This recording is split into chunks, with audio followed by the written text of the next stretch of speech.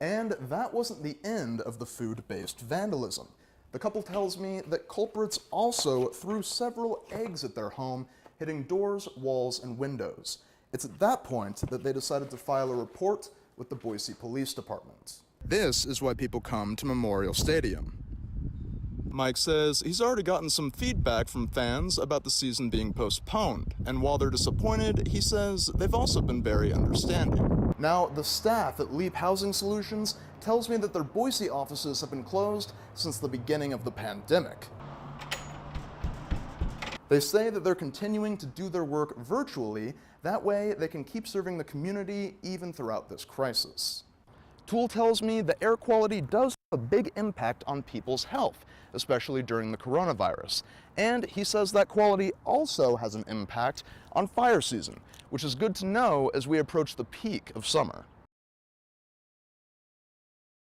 Believe it or not, this was all part of a class assignment. Students here at the Kuna High School were asked to conduct a survey based on topics that interest them the most. However, one student took things a bit too far when he accessed a mass email chain listing every student in school. Since then, staff at the Kuna School District have been getting messages from parents wondering why their children are being asked about gender and politics in a survey. We had a couple parents inquire. Certainly students said, hey, why did this survey come to me? That's one of the reasons we knew it had happened. They worked with a student. They didn't see that there was any ill intent. The student was never asked to use the mass email function for his project, and after this incident, the school district is making changes, blocking everyone but staff from accessing the school-wide email lists. We have these mass email groups so we can communicate with students in specific classes, and so it's a shared email system, and so as I said, it identified a need for us to lock down those groups so this won't happen again in the future. There are about 1,800 kids here at Kuna High School, but staff tell me not all of them saw the survey. It was all part of a class assignment that the student was doing, and I'm told that student will face no disciplinary action. Some groups, like the Ada County Republican Party, took to Facebook, accusing the Kuna School District of running the survey. Do you have a message then for the Ada County Republicans about this, current situation? Well, we have a message for anyone who has a question about what's going on in our schools. Please don't presume. Reach out. We are open. We will share information. The Ada County Republican Party has since updated its post, thanking the school district for its explanation of the incident, which can be found in the comments.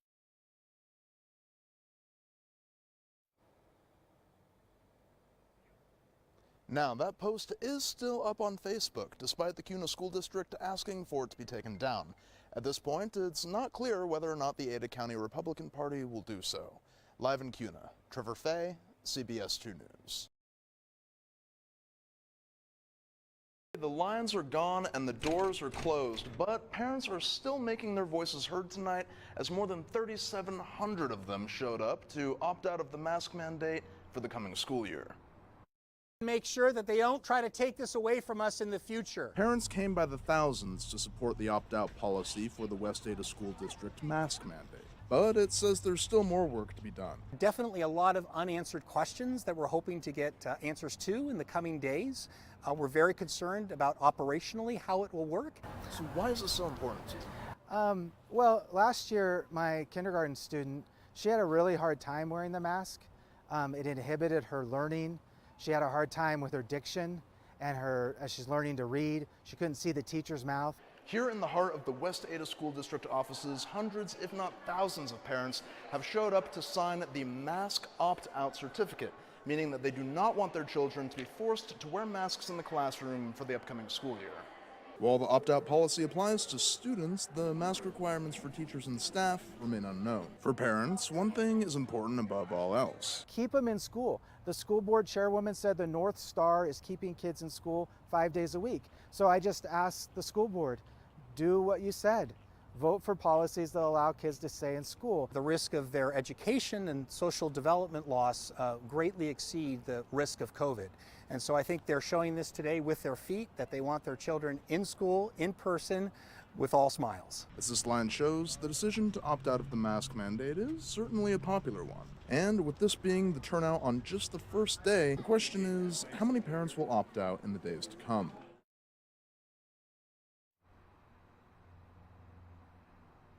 The first day of school in the West Ada District begins tomorrow, and if you have any questions about back-to-school policies for the board, well, the next board meeting will be held on September 13th. Reporting live in Meridian, Trevor Fay, CBS 2 News. The Karimis are a family of 5, and they've lived in Idaho for 8 years. But in just 1 week, their entire world crumbled as their relatives in Afghanistan were plunged into chaos following the Taliban takeover. In a matter of days, the Taliban has forced Afghanistan into a state of panic as the U.S. military withdraws. For people like Shafiullah Karimi, it's a nightmare come true. He served the American military as a translator in Afghanistan from 2009 to 2012. That was a good experience in my life. I did what I could. Thanks to the American Army, they helped my country. But now all his work is being undone as the Taliban seizes control. The actual Taliban is using the local people, encouraging him to join their team and tell him who is who. Like who was the government people, and who was the journalist, who was the linguist. Shafiullah has 3 children, and he's built a happy life for himself here in Boise since becoming a U.S. citizen back in 2014. But now he can't sleep at night. He's worried about his native land and his family members who are still trapped there. He wants to bring them to America to live a productive life as he does. I've been living in America for like 8 years. So is I know a lot of my Afghan folks. They're a really hard worker. They live a good life right now. They're in a situation to help others right now compared to 7 years from now. I guarantee my family will be the same like me. Watching the news unfold gives him little hope. He's afraid the situation in Afghanistan will only get worse, and that not enough information about what's happening there is making it to the outside world. The American Army are only in the airport right now. They're not inside the villages. And nobody dares to take a video or the reporters to go, shoot a live video on there to show people what's going on out there. Shafiullah is calling on American leaders to bring their citizens and families home to the States, and encourages everyone else to do the same. Now, tens of thousands of people still need to be evacuated from the Kabul airport by the United States' August 31st deadline. That's when the last of the U.S. troops are expected to leave Afghanistan. In studio, Trevor Fay, CBS 2 News.